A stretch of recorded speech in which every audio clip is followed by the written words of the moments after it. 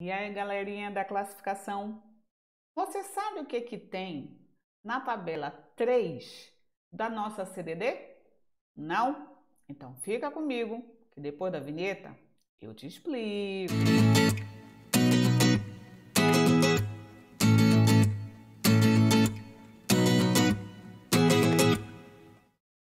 Fala, minha galera, professora Gui na área. Seja bem-vindo, seja bem-vinda aqui a esse espaço que é teu.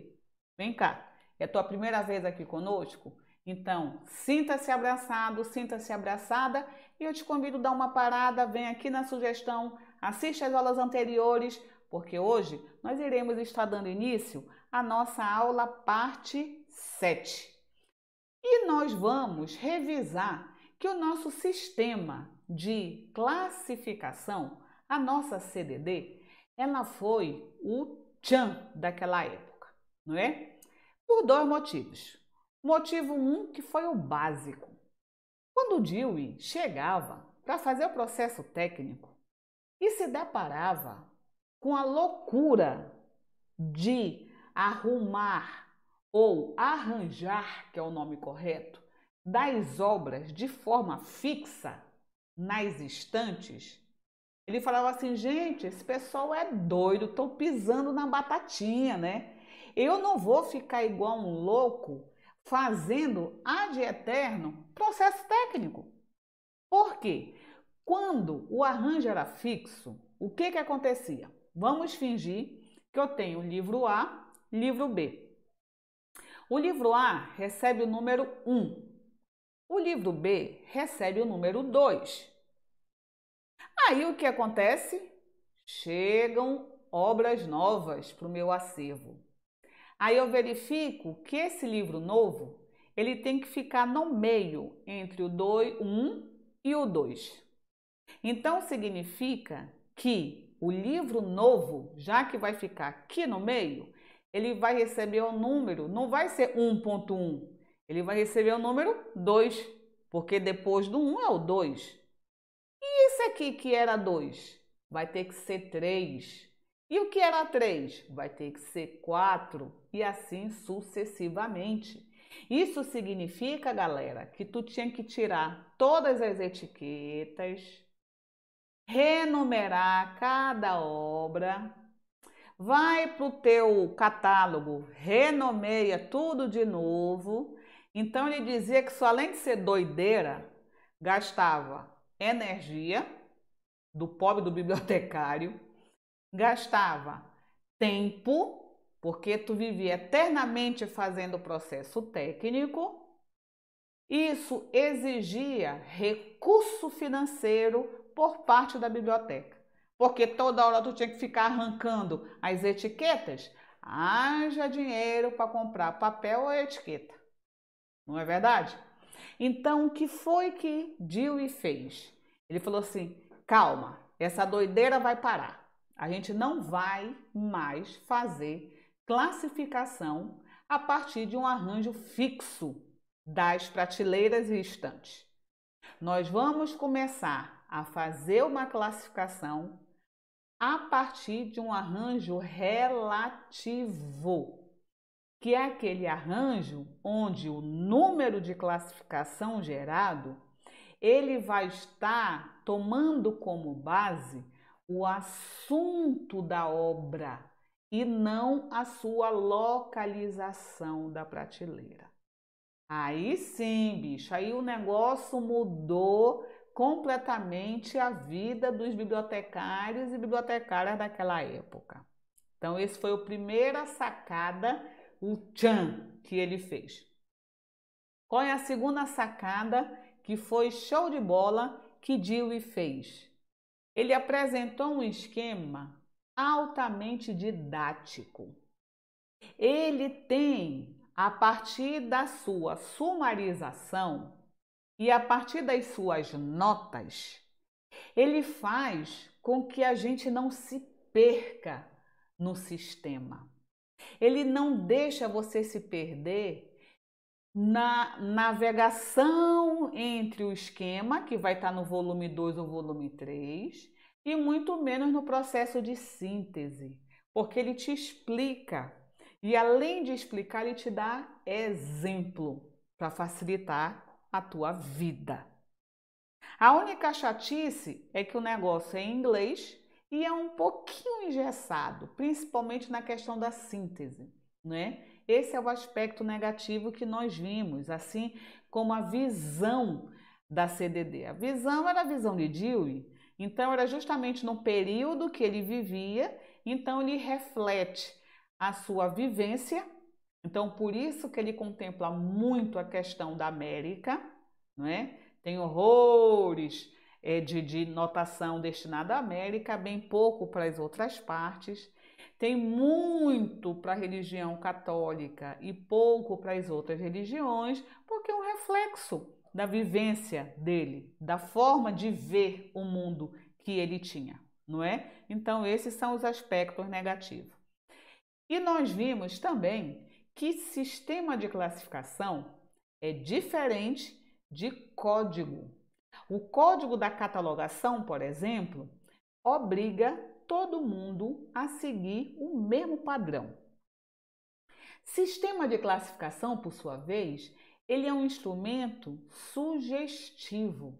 Por isso que cada biblioteca pode implementar, pode criar o seu próprio sistema. É por isso que nós podemos pegar a própria CDD ou a CDU, que a gente ainda vai trabalhar, a gente pode começar a pensar como é que a gente vai estabelecer para contemplar as temáticas que não estão sendo contempladas no nosso esquema. No código do ACR2, por exemplo, a gente não pode fazer isso, porque código não é sugestivo, é normativo. E a CDD não, é um sistema, por isso que é sugestivo. Hoje, a nossa CDD, ela se encontra na 23ª edição. E essa 23ª edição, ela apresenta uma diferença básica, que está lá no volume 1, lá na parte das nossas tabelas auxiliares. Até então, nós éramos acostumados a ter 7 tabelas auxiliares. Na 23ª edição, portanto, nós temos agora apenas 6 tabelas. O resto, volume 2 e volume 3, continua destinado aos nossos esquemas, o nosso volume 4 continua destinado ao nosso índice. Aí, como nós temos a mudança em números de tabela, nós vamos ter mudança no conteúdo dessas tabelas. Como, por exemplo, a T2, antes era especificamente para a área geográfica. E nós já vamos ver aqui que ela aumentou, ela não está mais só para o aspecto geográfico. Então, a nossa T1 continua a nossa subdivisão padrão. A T2, além da área geográfica, agora já entra períodos históricos e biografia. A T3, artes, literaturas individuais e formas literárias específicas. A T4, idiomas individuais e famílias de idiomas.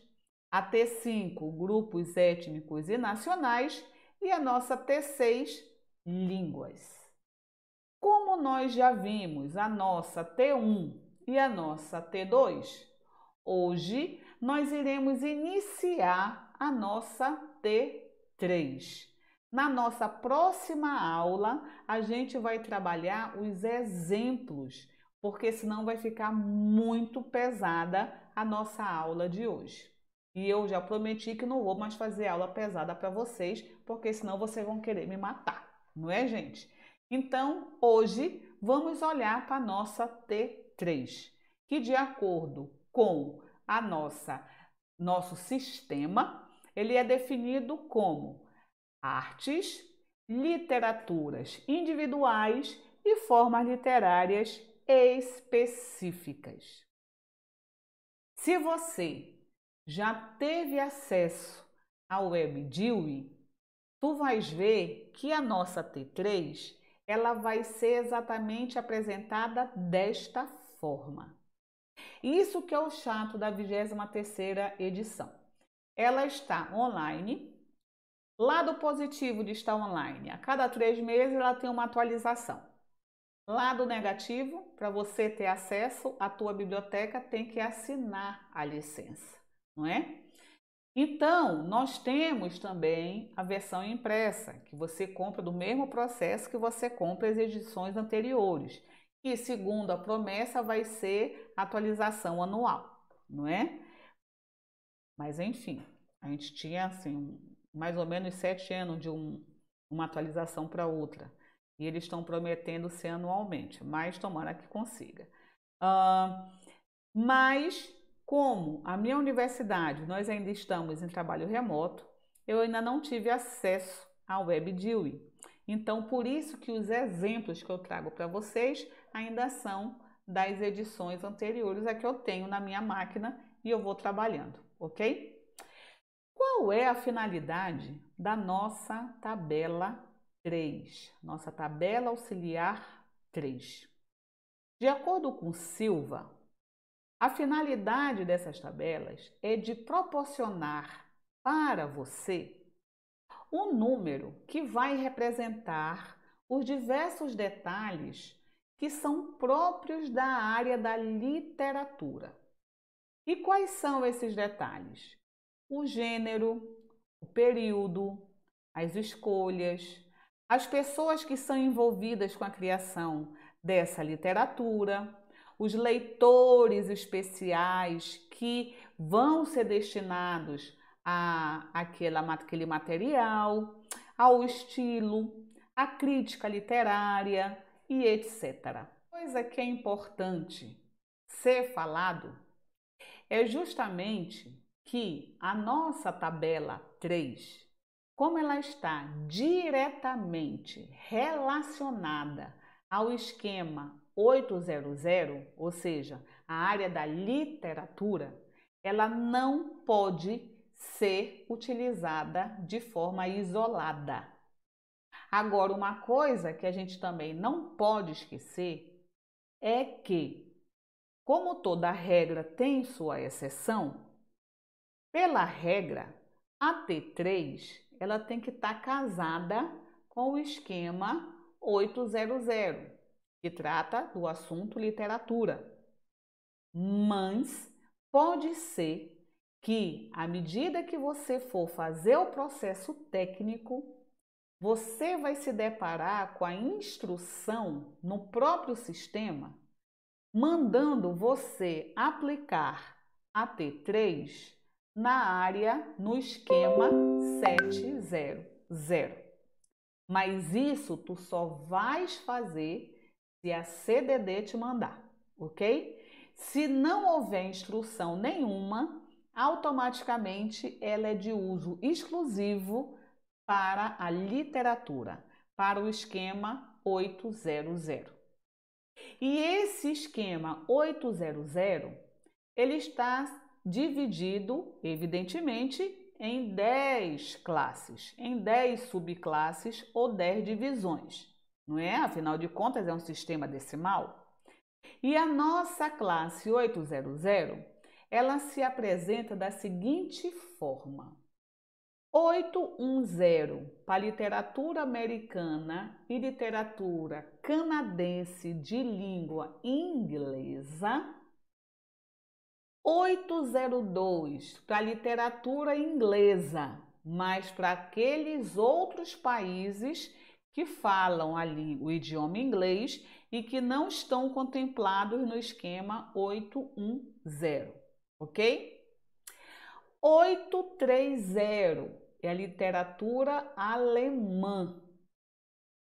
840 é a literatura francesa e a literatura canadense no idioma francês, porque nós sabemos que o Canadá ele tem as 2 línguas oficiais, né? Então, quando for a língua inglesa, eu vou para 810. Quando é para a língua francesa, eu vou para 840. A 850 é a literatura italiana. 860 é a literatura espanhola e a hispano-americana. É aqui que está a nossa América Latina. E daqui a pouquinho a gente vai trabalhar um exemplo justamente da literatura hispano-americana, porque ela tem uma característica própria, ok? A 870 é para a literatura latina, 880 a literatura grega, 809 a literatura dos outros idiomas que não foram contemplados no esquema. Agora, Guilhermina, tu não está esquecendo nenhum número? Eu estou esquecendo justamente o de 800 a 809. Não é verdade? Afinal de contas, 800 é o meu esquema, o geralzão do meu esquema. Então, tudo que está entre 800 a 809, ela está se referindo à generalidade da literatura. Então, a literatura na sua forma geralzão, tá? Então, aqui vai entrar retórica, vai entrar história, vai entrar pesquisa, vai entrar filosofia e assim sucessivamente, tá? Agora, em relação a 890, que são as literaturas que não foram contempladas no nosso esquema, então, quem são? Aqui já vai ser contemplado. Então, dentro do 890, perceba que eu tenho 891.7, literatura russa, 895.1, literatura chinesa. Percebam que todos estão dentro do 89 alguma coisa. Então, 891, 895, 896, 898, 898.382 e assim vai embora. Então, todas essas outras literaturas que não fazem parte da minha divisão geralzona, ela está na subseção da seção 890, que são as outras literaturas. E como é que eu sei, Guilhermina, que a literatura tupi, por exemplo, vai ser 898.3829? Porque eu vou, a partir do momento que eu faço o meu cabeçalho, nosso passo 2 é ir até o nosso índice, procurar qual é o número que ele vai me reportar. Como eu falei já nas aulas anteriores, você, meu queridinho ou minha queridinha, não pode se basear no número que o índice está te dando. Ele vai direcionar você para dentro dos esquemas e também para dentro das tabelas auxiliares. Você é obrigado ou obrigada a ler o que está dentro do esquema, principalmente quando tem os asteriscos com as notas. Que aí ele vai te mandar ir para um canto e para o outro, faz isso, faz assado. Às vezes, você pensa que gestão de biblioteca, por exemplo, vai ficar em 025.19. Vamos dizer isso.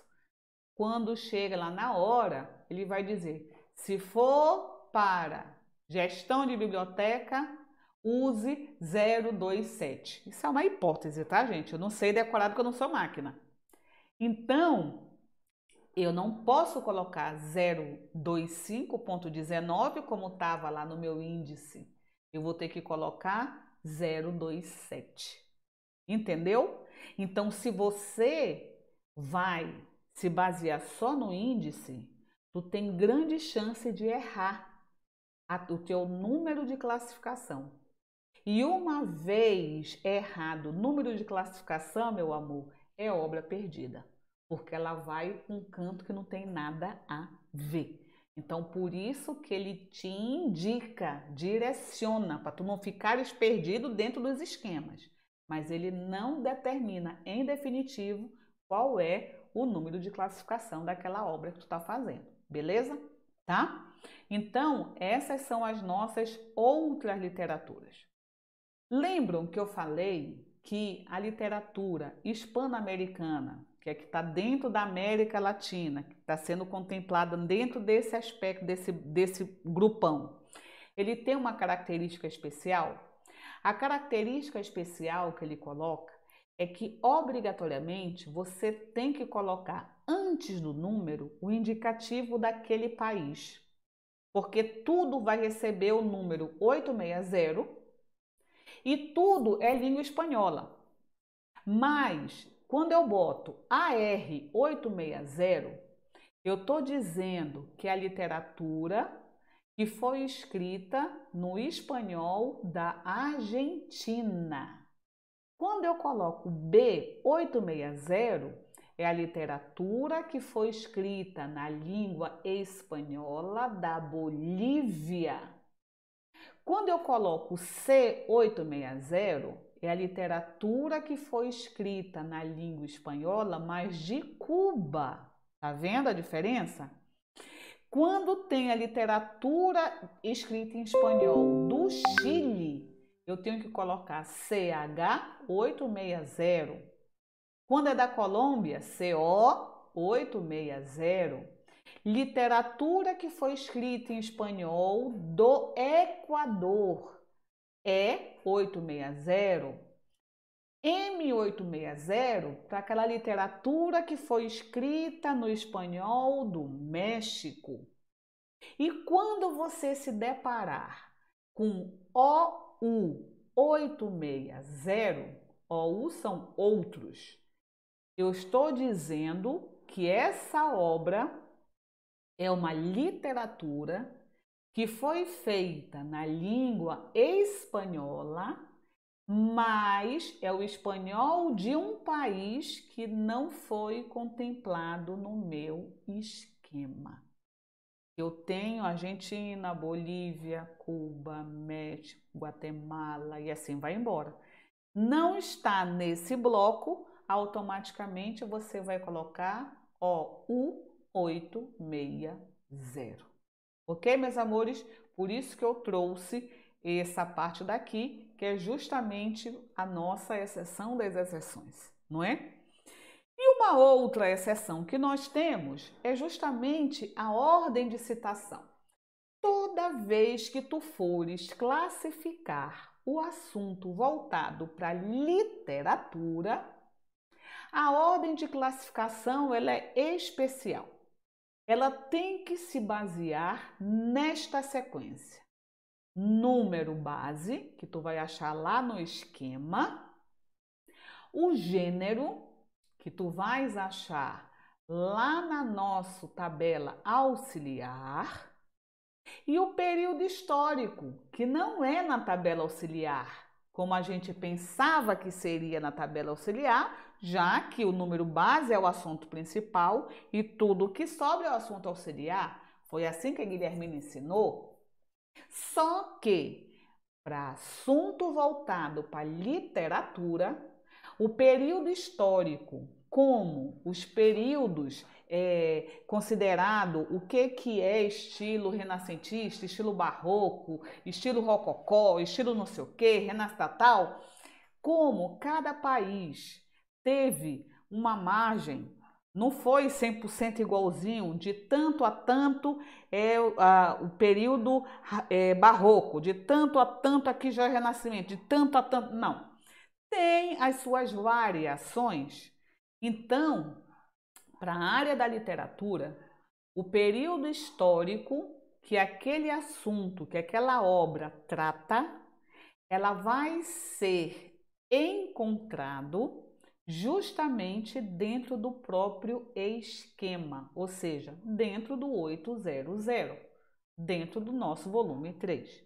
Então, por isso que o número base eu acho onde? No volume 3, porque está dentro da classe do esquema 800. O meu gênero, esse é auxiliar, então eu vou para o volume 1, mas eu vou para a tabela 3A ou 3B. Então, eu quero dizer que a tabela 3, ela tem subdivisão? Sim, você vai já verificar quais são as subdivisões, tá? Mas para achar o gênero, somente volume 1, tabela 3, 3A ou 3B. E o nosso período histórico lá no meu próprio esquema, portanto, volume 3, ok? Em relação aos gêneros literários, que a gente vai achar lá na tabela 3, quais são os gêneros literários que nós temos na CDD? Poesia, teatro, romance, que também é chamado de prosa, ensaios, oratória, cartas, humor e sátira, vários escritos. E como esse pobre rapaz está desesperado, onde é que você vai achar mesmo? Nós já falamos, na tabela 3A ou na tabela 3B. Vamos só verificar? Percebam vocês que entre os gêneros, apenas o gênero humor e sátira é que tem diferença. Na tabela 3A não existe esse gênero. Quando a tua obra ela for de humor ou de sátira, tu só vais conseguir achar um número para basear o teu número de classificação somente na tabela 3B. De resto, percebam que é tudo igual. Então, nós temos poesia, recebe o número 1, teatro, 2, romance ou prosa, 3, os ensaios, 4, oratória, 5, cartas, 6, humor e sátira somente na tabela 3B, número 7, e os vários escritos, número 8. Lembram quando eu falei para vocês que a nossa América Latina, ela apresentava diferenças? Então, nós temos, o Brasil faz parte da América Latina. E tu lembras que a Argentina era AR 860? O Brasil, a literatura brasileira, não vai estar em 860, porque ele está dentro da literatura portuguesa, que é 869. Mas como o Brasil está dentro da América Latina, então perceba que aqui, ó, eu tenho o B de Brasil 869.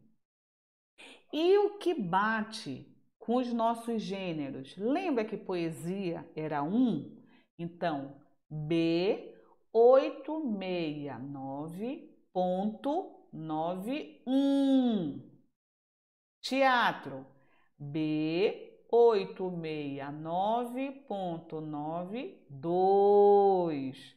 O romance, 3. E aí ele vai casando com os nossos gêneros que nós já temos no nosso padrão lá na nossa CDD. Nós vimos que a nossa tabela 3, ela se divide em algumas subdivisões. Pela nossa deixa, nós já sabemos que são 3 subdivisões. Então, nós temos a subdivisão da tabela 3 em tabela 3A, tabela 3B e tabela 3C. Agora, se eu tenho 3 tabelas, é porque eu tenho 3 focos na hora de fazer o meu processo técnico. A tabela 3A é voltada para toda e qualquer literatura que foi escrita por um único autor ou uma única autora, ok?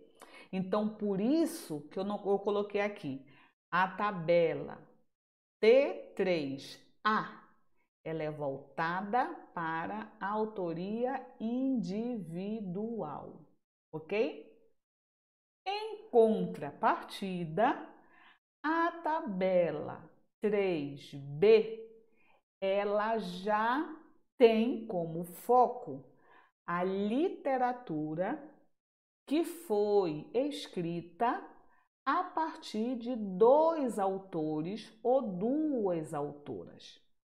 E além dela estar voltada para o quantitativo de autor a partir de 2, ela também se volta para a retórica de formas literárias específicas, ok? E a nossa tabela 3C, ela obrigatoriamente, ela se volta, ela é utilizada quando você for construir o teu número de classificação dentro da tabela 3B. Então, se tu fores fazer a classificação utilizando a tabela 3A, tu já sabe que tu nunca vais olhar a minha 3C. Mas, se tu fores construir um número de classificação a partir e o número está dentro da 3B, você sabe que pode fazer uso também da tua tabela auxiliar T3C. E essa ramificação da tabela 3, ela também é utilizada quando você olhar nas notas as instruções para utilizar, ela vai te remeter entre os números 808 a 809, ok? Então, até agora, eu estou falando bem calmamente, mas com toda certeza tu estás perdidinho ou perdidinha, não é? Então, é justamente por essa razão que o vamos praticar, para que você não fique birotinho ou birotinha, né? Desesperado, nós iremos trabalhar isso bem calmamente na nossa próxima aula. Aí você vai entender como a gente trabalha a tabela auxiliar 3 da nossa CDD. Então, ficamos por aqui nessa nossa aulinha de hoje. Se caso você é da nossa comunidade, não esquece do nosso trato. Deixa o teu like. Se você é novato, sinta-se à vontade para se inscrever no nosso canal, ativar o sininho e também nos seguir nas redes sociais. Eu espero que você fique bem, fique com Deus e até a nossa próxima aula, se Deus quiser. Tchau, tchau!